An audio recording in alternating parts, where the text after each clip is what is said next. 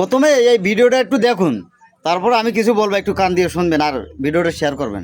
বাংলাদেশি মেয়েরা কোন স্টাইল বেশি পছন্দ করে আপনি কি জানেন? আপনি তো জানেন, একটা মেয়েকে বিবাহ করে এনে ঘরে রেখে দিয়েছেন, অথচ তাকে দিতে পারছেন না, একদমই সময় হচ্ছে না, খুব দ্রুত পড়ে যাচ্ছে, ছোটো হয়ে গেছে।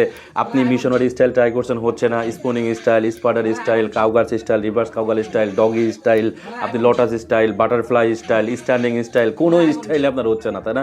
খুব দ্রুততার সাথে আপনি ফেলে দিতেছেন, কারণ আপনাকে দ্রুত চিকিৎসা নিয়ে একটা লম্বা সময় পর মতো যোগ্যতা অর্জন করতে হবে, তারপরে আপনি বিভিন্ন স্টাইল অবশ্যই ট্রাই করতে পারবেন। কিন্তু আপনি কি পারতেছেন? বাংলাদেশি মেয়েরা কোন স্টাইল বেশি পছন্দ করে এটা কি জানেন? তাদের মাথায় কোন স্টাইলটা সবসময় ঘুরপাক খায় এবং সব থেকে বেশি আনন্দদায়ক কোন স্টাইল আপনি কি জানেন?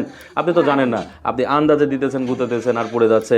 একটা মেয়ে মন খারাপ করতেছে, আপনার সাথে সংসার করতে যাচ্ছে না। অধিকাংশ বাংলাদেশি মেয়েরা মিশনারি স্টাইলটা বেশি পছন্দ করে।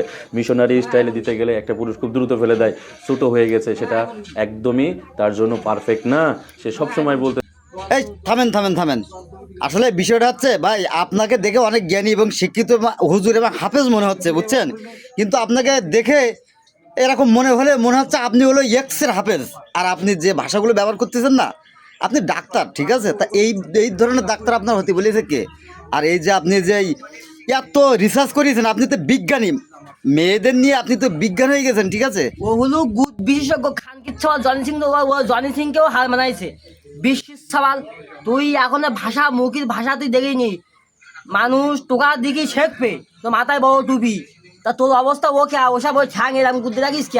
কি বুঝতে চাচ্ছিস? সামনে তুই ডাক্তার আর লোক ওষুধ বেছে না, তুই ওষুধ বেচতে বই না শুয়ে বাচ্চা। তুই কিন্তু ডাক্তারি শোধাচ্ছিস, তুই উকিংকে দিকে যা, তো মার উকিংকে দিকে যা। দাগি স্টাইল খান কি স্টাইল, তুই স্টাইল শিখিস সঙ্গা। তুই আমাকে ওই খাবানি শিখুচ্ছি?